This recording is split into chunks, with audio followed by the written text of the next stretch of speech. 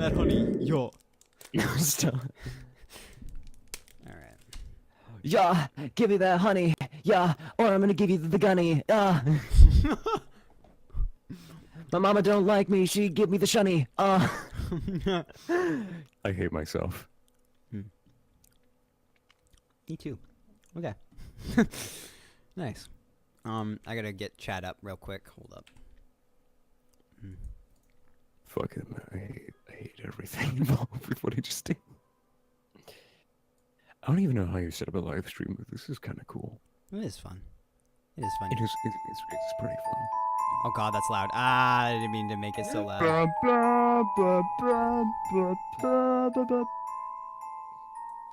There you go. Alright, there's the image. F11 that shit. We're ready. Alright, so 3 lines of green text, and then like we get to the actual story. Do you want to do like 2 paragraphs since these lines are pretty short? Mm-hmm. Yeah, sure. Okay.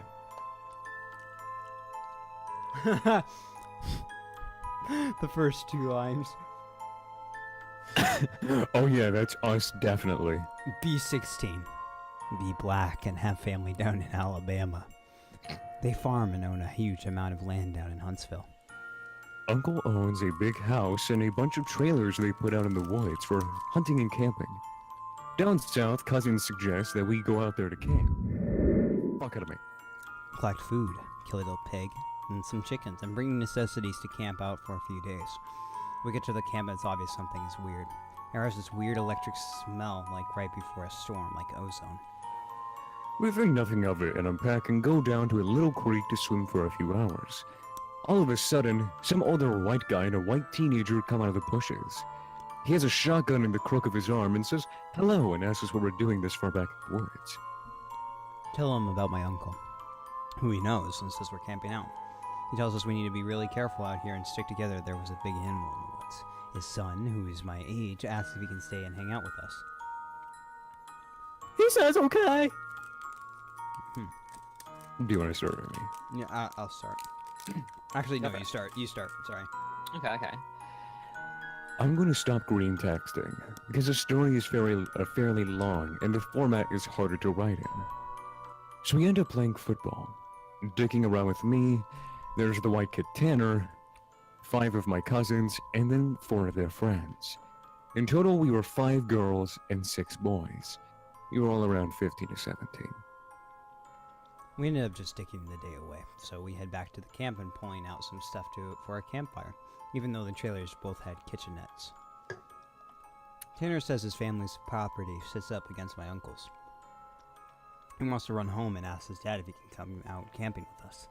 My cousin Rooster says he's going to go with him since it's going to get dark soon. One of the girls also want to tag along. It's about 7 o'clock, and it's starting to get pretty dark. They take flashlights and take the trail toward Tan's property. The rest of us chill. We make s'mores, drink, and kiss on the girls. I low-key read we drink s'mores. About 30 or 40 minutes later, there's the smell of ozone again. You could probably smell it over the smell of the fire we had started. This really nasty, coppery smell like right after you've had a nosebleed and it stopped. It wasn't exactly like dried blood, but it was that nasty, metallic, back-of-your-throat smell. We immediately think that it's some kind of electrical malfunction, or someone left a hot plate on some shit. We search the trailers and nothing is on, and we can all smell it. All of a sudden, we can hear people booking down the path towards us, and Rooster, Tan, and the girl all come running into the clearing, out of breath. And they don't even break stride. They all run into the trailer, right by where the fire was.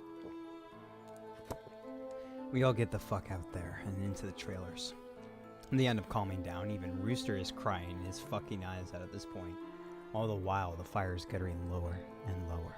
So my other cousins say fuck it and are about to go outside to get the generator out of the shed between the trailers. Tanner goes, fuck no, lock the front door, ain't nobody else going outside. He's been crying too, and his eyes are bloodshot and puffy, and his pants are dirty as shit. He goes on to tell us that they went up to his house. His father said sure, we could go out camping, but to make sure we were careful on the way back, and that maybe they should take one of the hunting rifles just in case. Evidently, Tanner had seen something in their yard a few days before. One of their pigs had come up, ripped up, and half-eaten.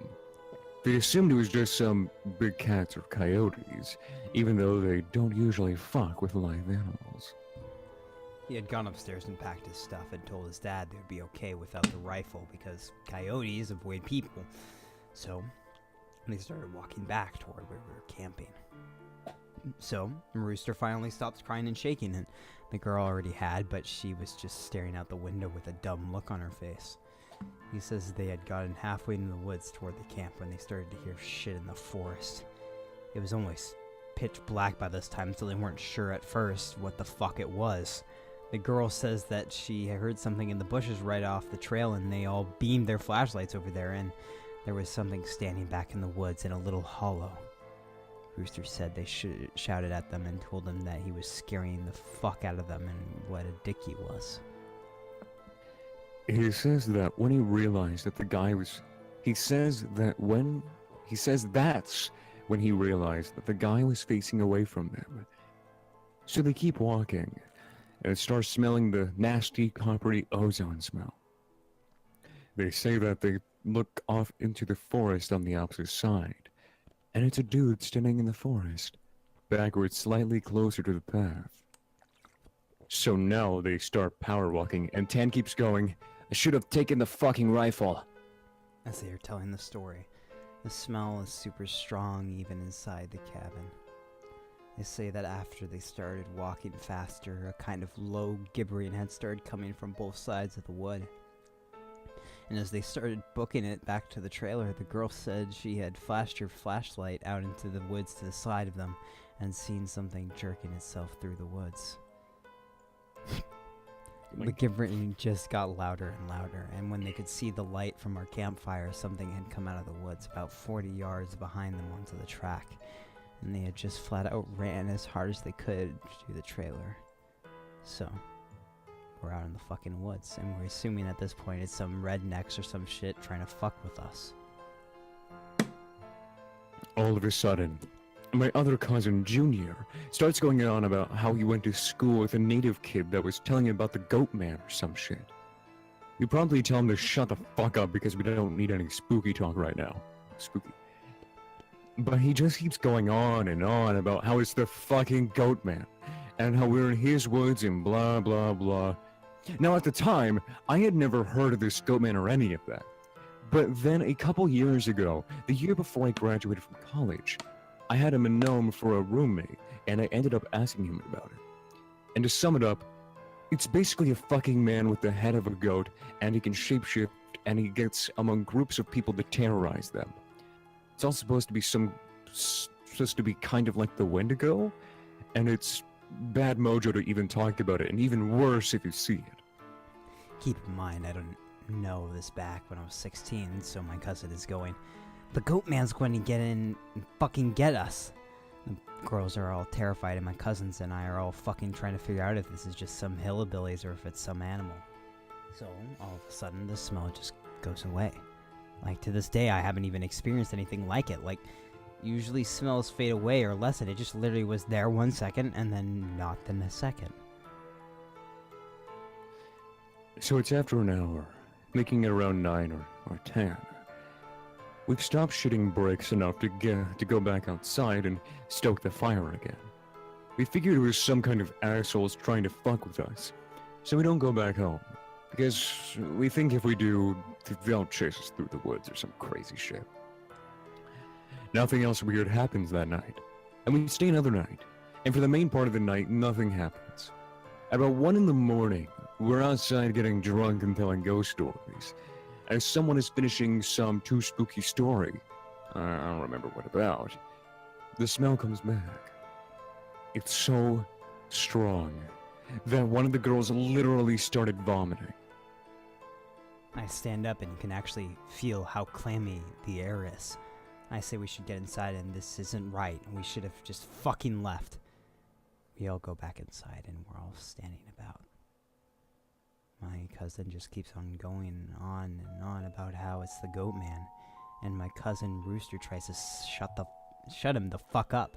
And all the while I'm just feeling that something is wrong and I can't figure out what the fuck it is. We end up sitting in there for a while. The smell is just as strong and we're terrified and all huddled in this camper. We end up cooking brats for everybody because nobody wants to go outside. It's one of those packs with 4 brats. We have a total of 3 packs. Good information. I grill them up on the stove and give everybody a hot dog. I get mine, and after a while, one of my cousins gets up and goes over to the pot to get another one. He starts grumbling about how I get 2 brats and everyone else only got 1. And I look at him like he's fucking stupid. I tell him that everybody only got 1 because there's only 12 brats. If he wants more, he should have opened up a new pack and cooked some more. Go for it. And that's when the girl that had been out with Rooster and Tan just starts screaming, "Oh, Jesus, Lord, get it out!" She's crying and shivering, and then it dawns on the cousin standing up, what the fuck is wrong? Me and him both glance around the room, and then I feel my heart fucking sink. I run the fuck out of the cabin, the girl runs out with us. The trailer door is banging against the side of the trailer as everybody books out of the cabin. When my cousin's friends ask us what the fuck was wrong, and I start counting us, there's only 11 now. Ha, shit you not.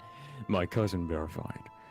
There had been 12 people in the cabin, but being that everybody didn't really know each other well, nobody had really noticed the whole fucking time that there was an extra person. And then I realized earlier that I had kind of noticed something was off.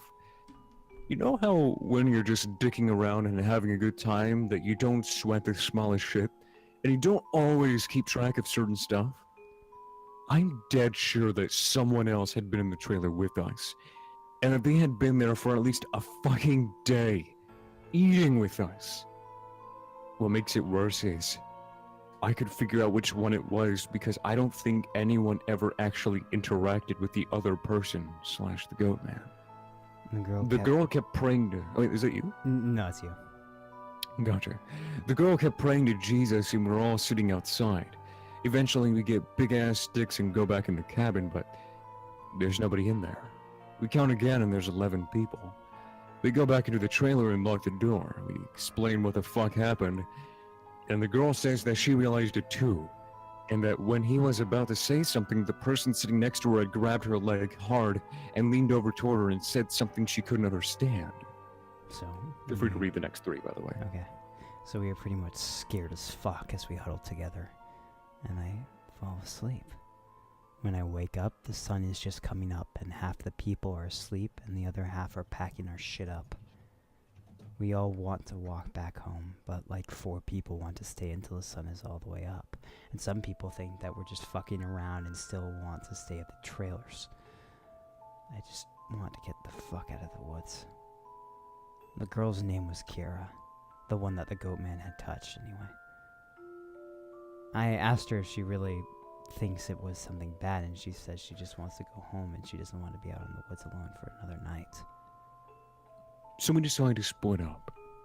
The 4 that want to go can go, but I have to stay because I have the keys to the cabin and it's my uncle's, and I have to lock it up. I'm super pissed at this point, because I feel like people aren't taking this shit seriously, and I definitely didn't want to be out in the woods for another night. I spend the rest of the day trying to convince the rest of the people, now 4 girls and 4 guys, to get the fuck out of Dodge. Tanner leaves with him to go get a rifle and says he's gonna be back.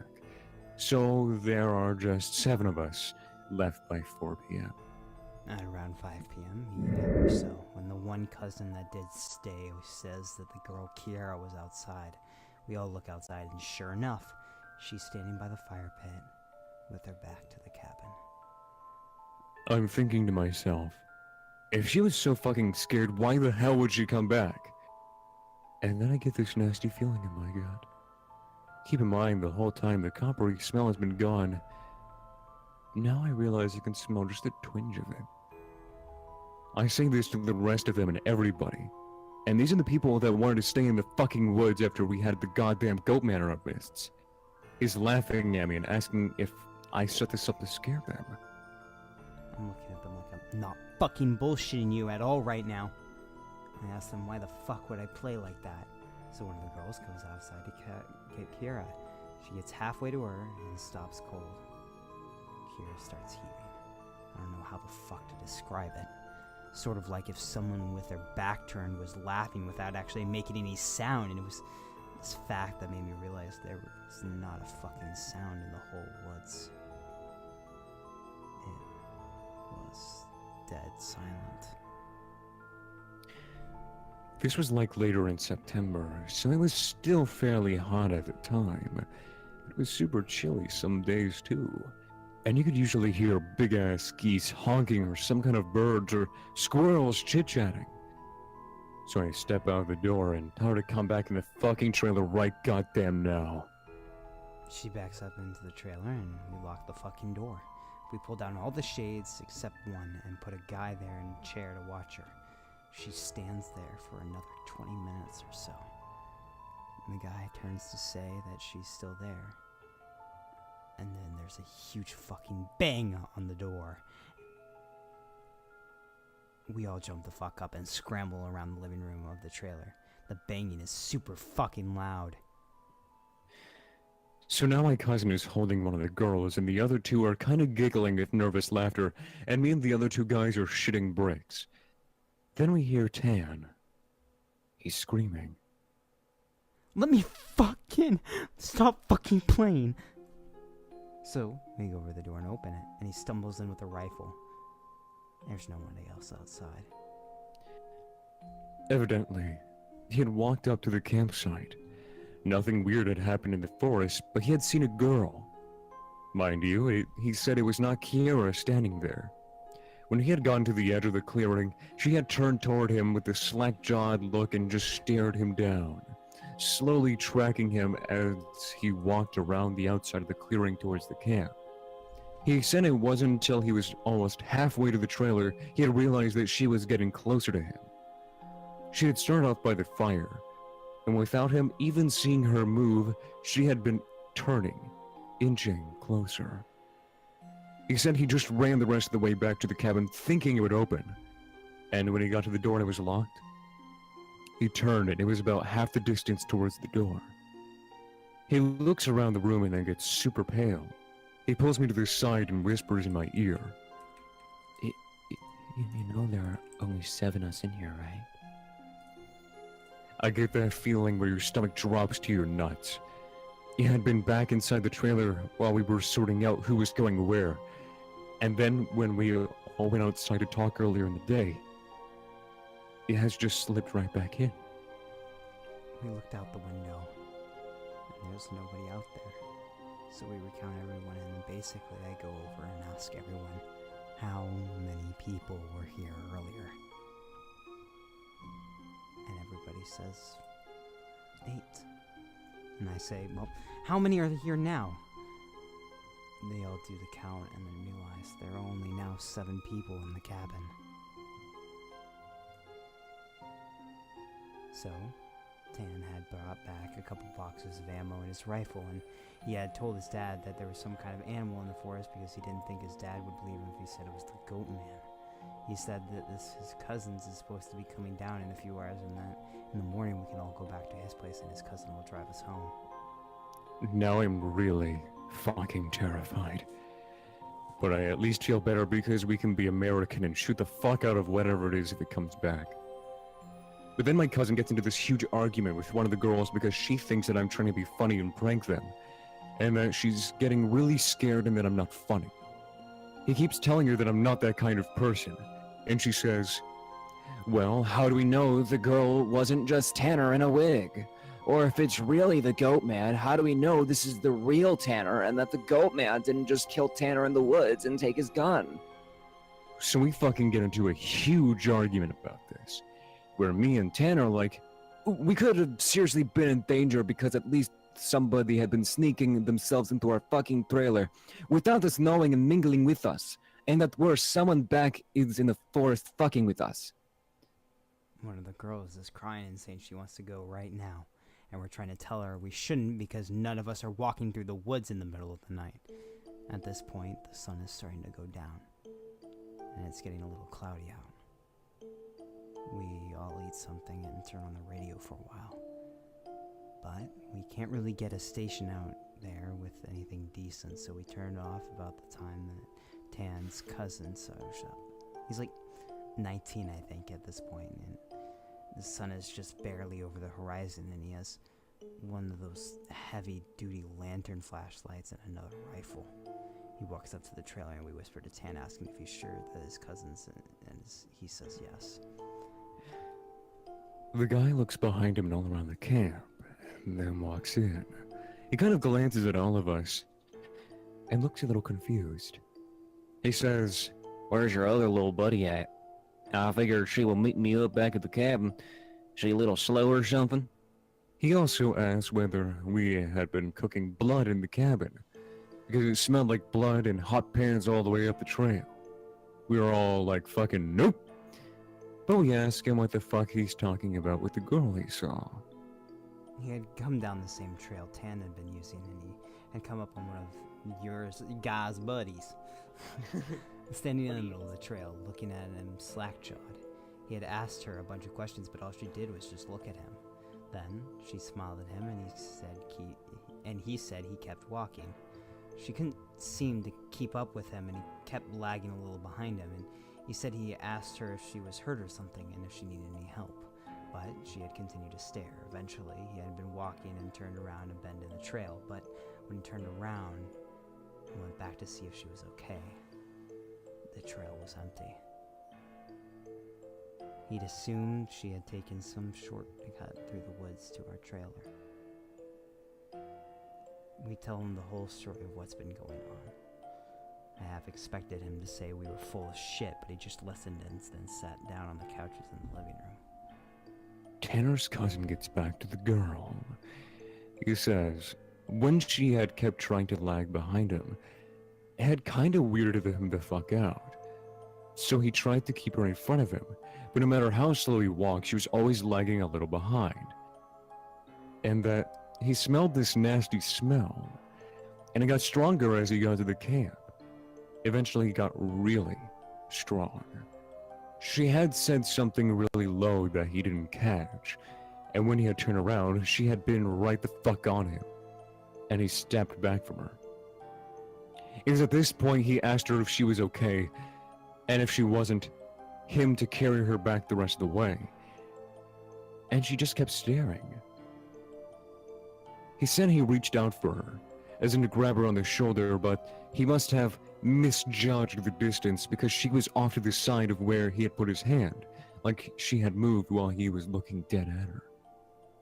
So, at this point, we know that shit's real. Unless Tan is playing a joke, which we can tell he's not because he's almost pissing his pants.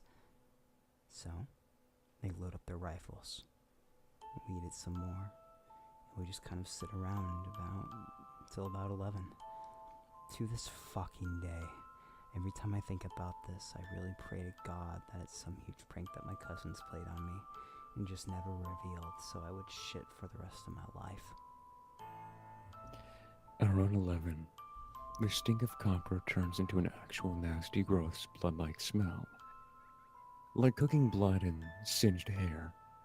Tan and his cousin, Reese, get the fuck up instantly and grab the rifles. There's like a half-knocking, half-clawing at the door. And I shit you not, there's this voice. And it sounds like when you see those YouTube cats and dogs, whose owners teach them how to talk. It says in this halting, weirdly toned voice, "Let me the fuck in. Stop fucking playing." It made me fucking nuts creep up against my body. And one of the girls just starts crying and calling on Jesus. It was so fucking obviously not a person talking. It didn't have the right cadence, and that's some shit that I never realized until that moment, but all people have a certain cadence when they talk, no matter what language, all people have a certain kind of rhythm to talking. This shit didn't have any kind of cadence or rhythm. One of those YouTube cats, that's what the fuck it sounded like outside the door. So I'm in full terror mode. We keep yelling outside, "Who is it? Stop fucking around, man." And it just keeps saying "in" or "let me the fuck in" for almost 15 minutes. Here's the audio clip that he's talking about.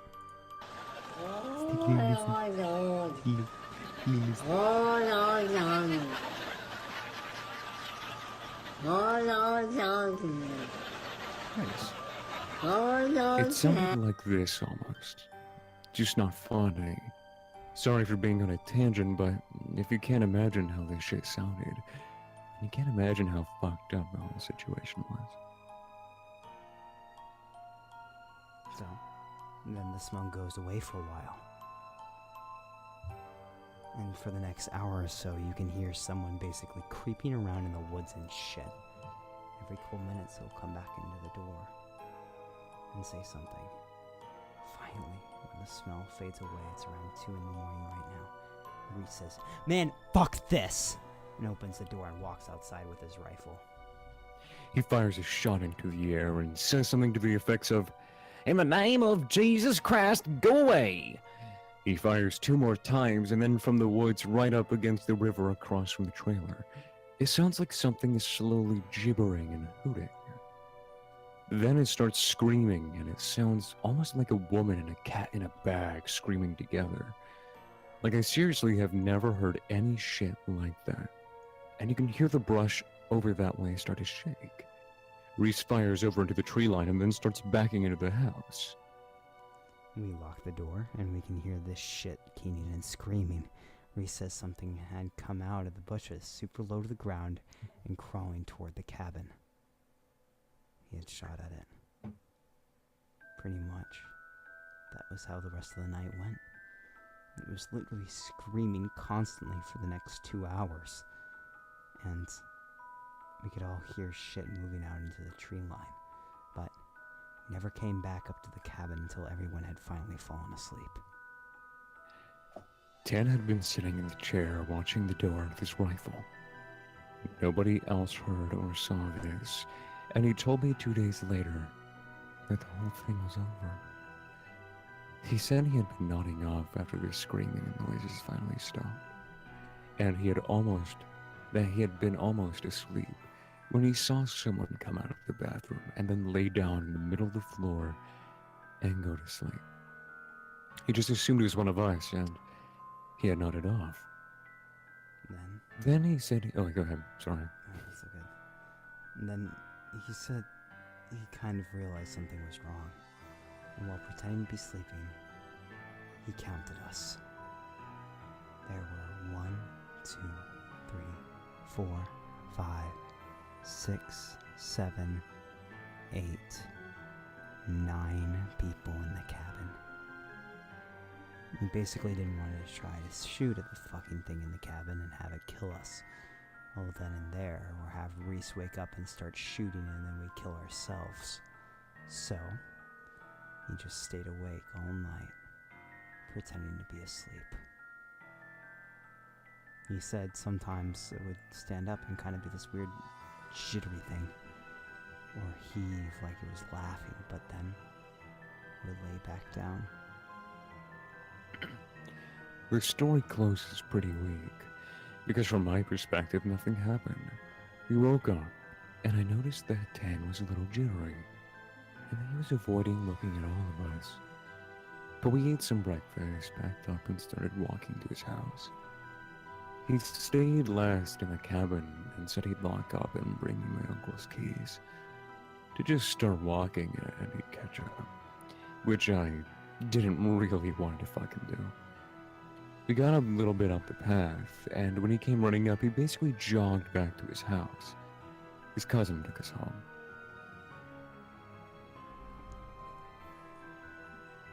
There was a window in the bathroom. Tan had gone back to look up and looked in there. We were too stupid to lock a screenless window, and the window was fucking up. The window was fucked up when he went in there. I'm guessing had been doing that all along, waiting for us to fall asleep or slip up and then getting in among us. He was walked with us all the goddamn way back to his house. Then he said it lagged to the back of the group and looked him dead in the eyes before walking into the woods. Goodbye, Mr. Goatman. Oh shit, there you go. Yeah, that was fucking spooky, actually. That was well done.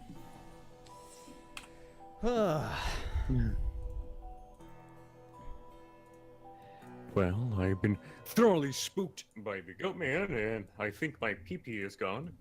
My pee-pee has retracted inside my body. I'd have to say the Goatman one is kind of worse because it curses too much, and the wording they tried to use, it feels a little forced. But it was But the still, Russian- yeah. It was decent, but the Russian sleep experiment is a classic. Mm-hmm. Like, you can't beat that shit. Yep. Oh my god, it is 4 in the morning for you. 4:37, and we still haven't reached the 12-hour mark. Yeah, we are just about to hit 10 hours of the live stream. Every morning I wake up to the same sweet sound, picking up my cell phone that's ringing, wondering what's new, what have I missed? I was offline.